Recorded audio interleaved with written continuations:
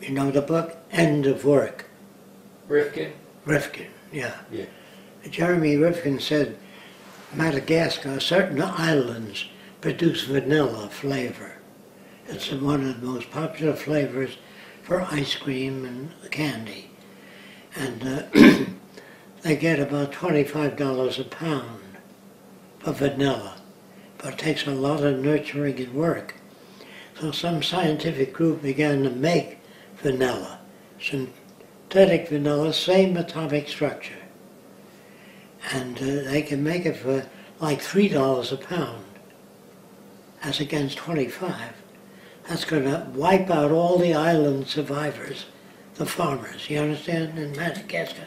Going to wipe out all those people. And there are always people that think that they won't be wiped out because they're the managers.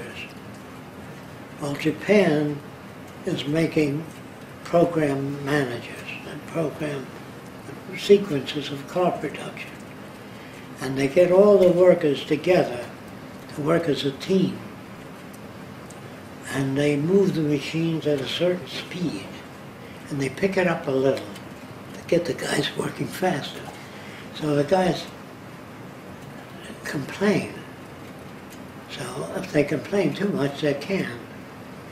And so they keep running the machines faster until a person slows up. And when he slows up, there's a light that blinks at his station. So the other guy says, pick it up a little. And so a lot of stress in Japan, emotional stress, because they work them continuously. They order them. And it's teamwork. And they love the company.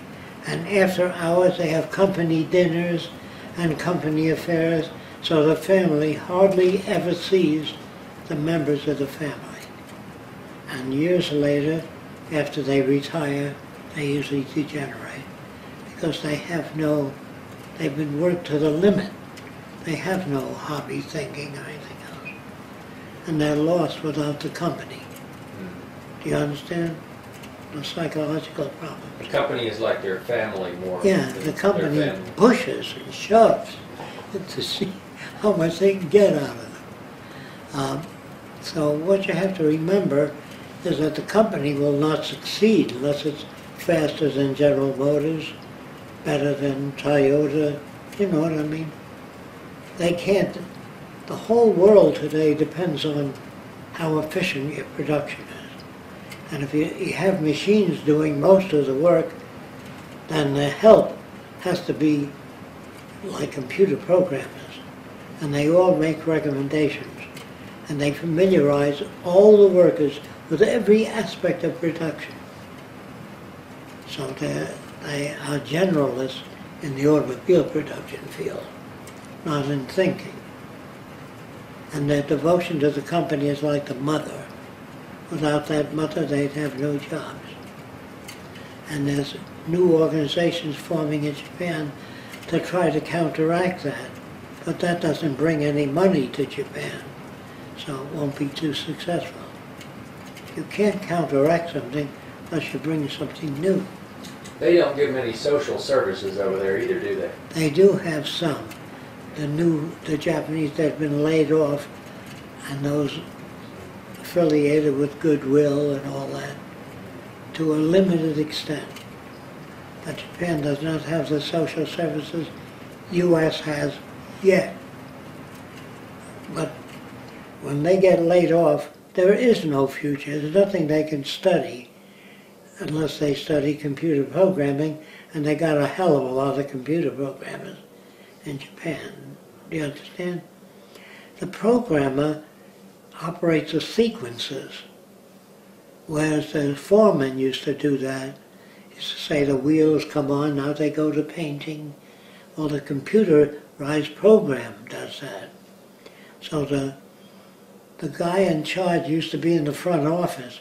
Now the desk is right in the shop, next to the working men. So that they dress like the working men, they wear the same clothing. And that's to make them feel that they're all one. So American engineers went to Japan to study their system, and they're installing it in America. That's what time and motion people are. They get more motion out of people in less time. So if you assemble certain things and you got a straight assembly bench, if you bend it, all the parts are nearer. And so you can assemble things faster, but you don't get paid more. You know what I mean? So time and motion men are also engineers who try to get the most motion in the least amount of time out of most people. Now, their job is to get to do that. Their job is not to benefit people. See, now there should be psychologists study stress levels and stop at a certain point. That does not help the company. Do you understand? That's why they don't have psychological fatigue studies. But we would have that, because that means more hospitalization. If you don't have fatigue studies, the company doesn't pay for it, the guy pays for it. So that's his problem. If he gets sick or a nervous breakdown, he has to go to a psychologist or a hospital. The company does not study that because it doesn't do them any good to find out what the level is. I think it would do them good, but they don't understand that. All they have is charts, production levels. If it goes up higher, whatever the production line is that's getting that high mark, it's called exponential curve. They try to put that on all levels. Then Japanese companies do not share ideas with other Japanese companies, but that they do welcome visits to their plant, and people make notes and walk away with the same thing. Now the supermarkets, I don't know if you notice this, they don't have all the cashiers working. They have certain aisles working, and they put more load on the girls, tabulator. And they have new machines that measure the phone calls that the help makes while they're on the production line. If the phone call runs over a certain amount of time, it's noticed. It's printed out. So the executive managers of the supermarkets know how much time you spend on the phone, even though it's your family.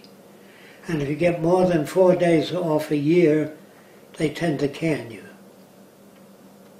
So when I say capitalism is inefficient, it hurts itself, because the more people you lay off, eventually they won't have the money to pay taxes or buy the products.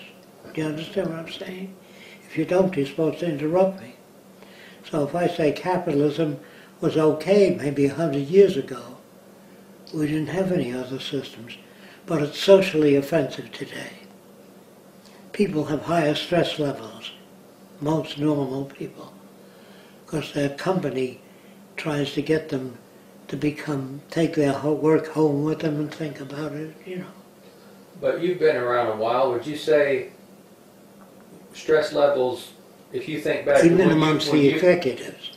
But let's say when you were a child, do you think back and remember, did people have just as much stress then as they do now, or less? Well, over the years, they have less because they weren't laid off as much. Today you work for a company, you get laid off, and you look for the same job again, and it's gone. Automation is being installed very quickly. And the rate that automation is being installed is going up like that. It isn't a slow, long curve.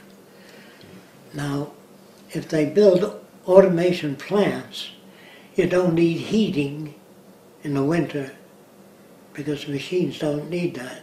Do you understand? When you got humans working here, you need heating and daylight and electric lamps. You don't need that with machines.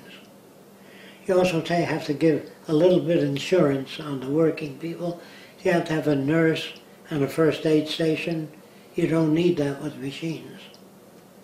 So with machines, it's called lights out manufacturing.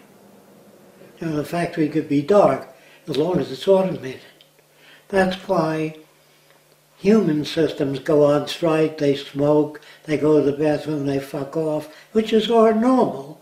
But with machines, there's no fuck off. They work hard all the time, and they make no demands. So if I say we're moving toward a machine world, It isn't a wish that I have, it's a natural direction of technology. An engineer's job is to tighten up systems, make things work better. So the engineers don't know that they're hurting other people. They say, well, why don't you become an engineer? Until they get laid off.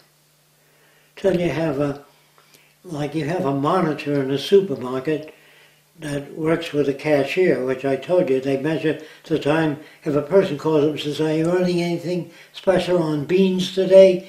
If they spend too much time on the phone, they're moved out. So their phone calls are monitored.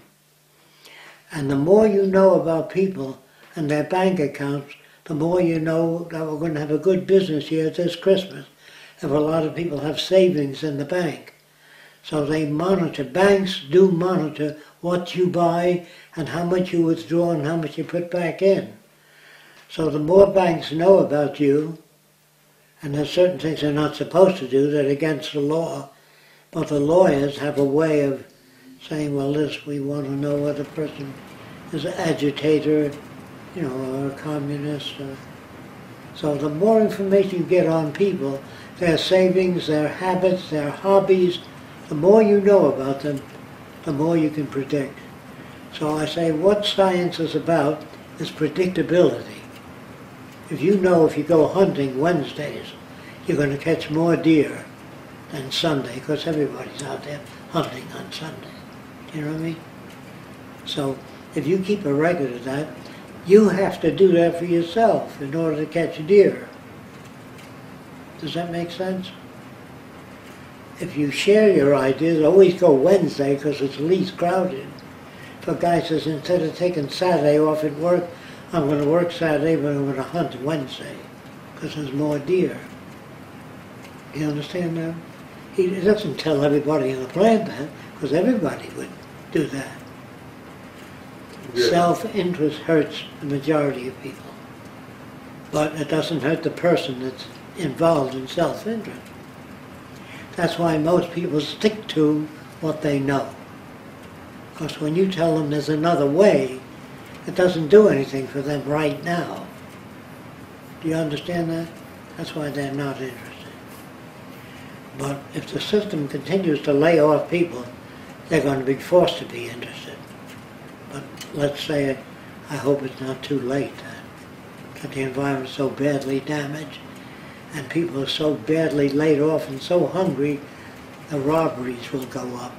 If you cut out the support structure, if they can't get a job and you cut out the payments, then crime will go up. Whether they hit you on the head and take your wallet or break into your house. Now it's more efficient for criminals to work as a gang rather than you trying to rob a bank. You have one guy outside looking around, one guy setting a building on fire 3 miles from the bank. That keeps the police occupied. You know what I mean? That's called strategy for bank robbing. Instead of you just going in with a gun saying, I want your money. The banks are now installing very heavy plate glass laminated so that even if you point a gun at the teller, she has a foot pedal she presses. That rings an alarm at the police station.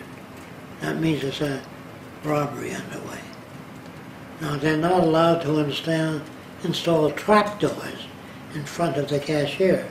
When you press a button, you fall through the trapdoor, because it might accidentally go off and they'll sue the shit out of the bank. They're not that accurate yet, but I can assure you when they are, they'll install them. And it becomes more difficult to become a criminal with all these cameras around the banks. Now, should the banks put the cameras in? Well, if they want to survive and don't want to be robbed every day, they have to do that. And their insurance is less. Do you want to know that? If you put fire sprinklers in hotels, your insurance is less. So people put them in, they don't put them in for your benefit.